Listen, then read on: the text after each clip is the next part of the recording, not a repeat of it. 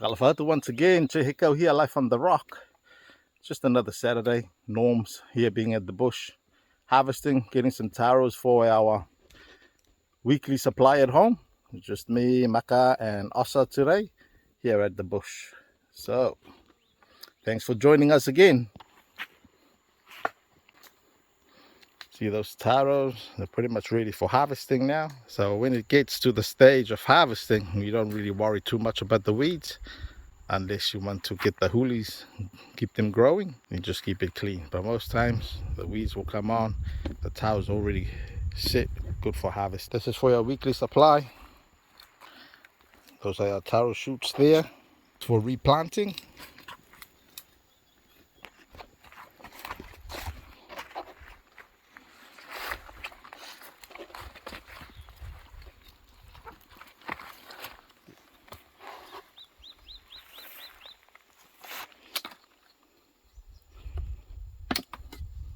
So the plan is, the sun has gone out a bit, clouds cover the sun, so it's a bit shady.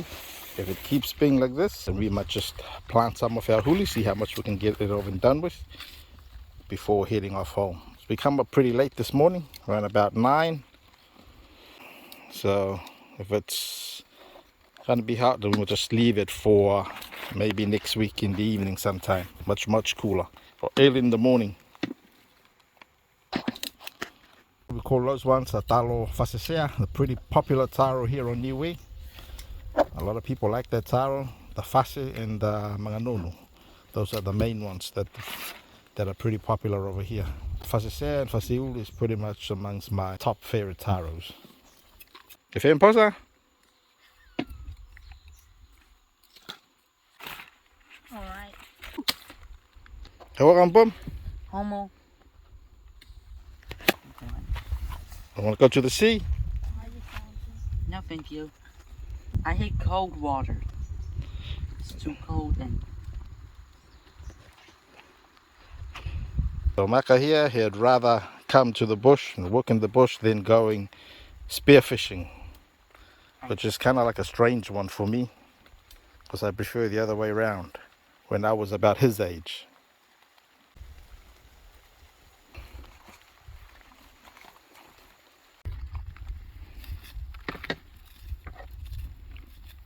Taro hai ha mausa? Mga sifa. Taro mga sifa. You sure? Yeah.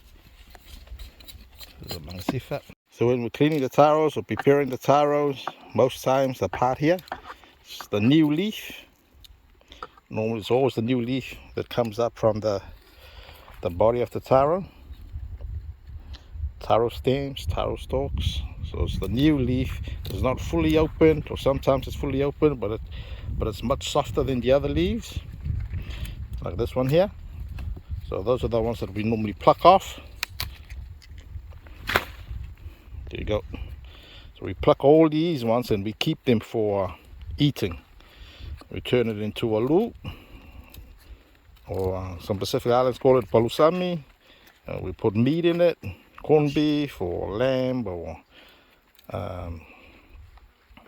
salted corned beef. We put it in masima, wrap it up, and then we put it in the umu, or we steam them, and it tastes very nice.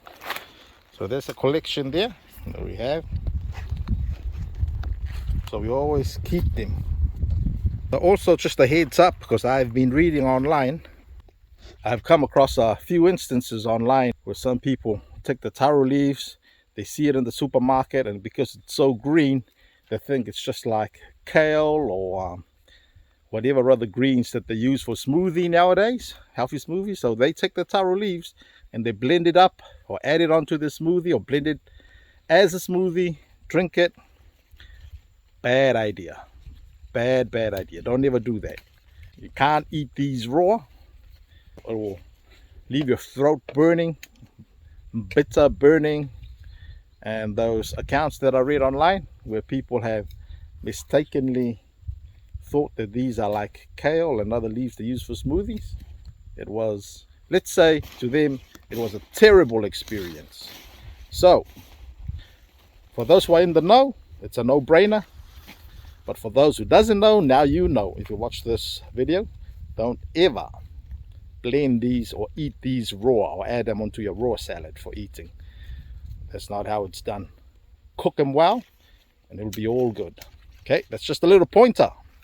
Other good thing when you come to the bush is that's the time when you normally bond with your kids, just like back in the days when it's just me and my dad. When we come to the bush alone, that's when we get to talk about a lot of stuff.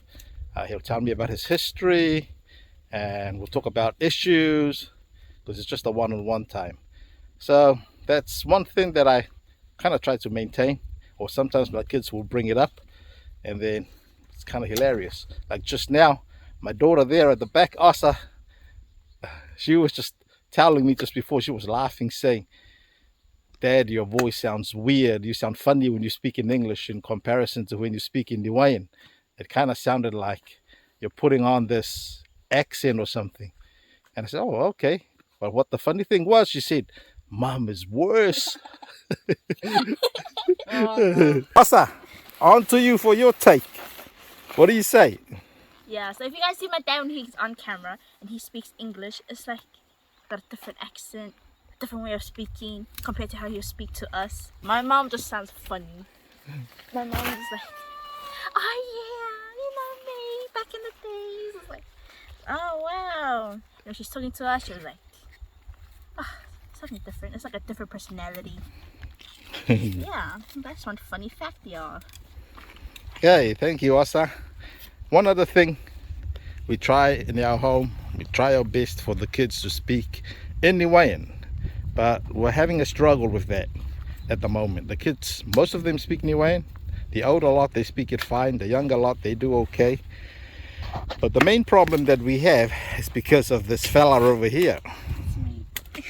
It's me. Is it you for me? Yes. Okay, what happened? Well, I was trying to talk and I failed. You failed. Mm-hmm. Okay, Aka is 13, Maka, going on 14 this year in July.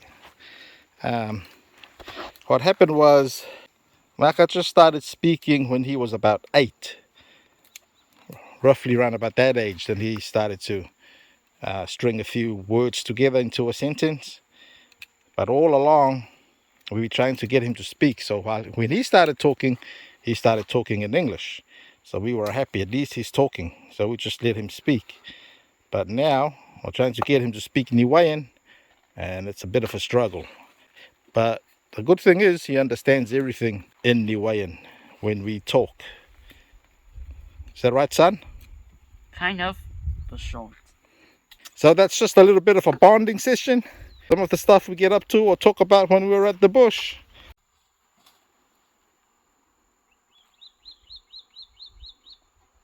On the other side of this track, these are the taros that we planted about August last year. Around about that time in one of our earlier taro planting videos. So this side now we're harvesting, we're eating it. This side is the one that are growing now. Taros I planted, or we planted in one of our videos also, in about January. They're growing well. This lot growing slowly, mainly because of those trees over there. You can see the taros under the trees are not growing well. It's too shady and they can't compete with the trees also for the nutrients. These taros are growing well, growing okay. I think this is the biggest taro off the lot so far. Starting to grow taller than me. Okay, so we're nearly done. We're going to plant the taros before we go home. Normally we just load all of our taros up onto the truck and then we'll take it home and we clean it up at home. But today we just decided to hang around here, wait to see what the weather's like, because we might want to plant our taro shoots there. So that's why we're doing it here at the bush.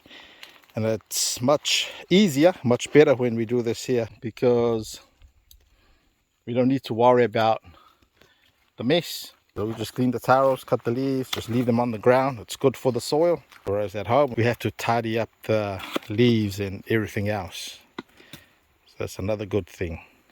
So there we go, folks. That's our session for today. Looks like we'll be planting our taros before we go home. Hope you enjoyed the video. Don't forget to hit that subscribe button and like or comment. And we'll see you on our next video.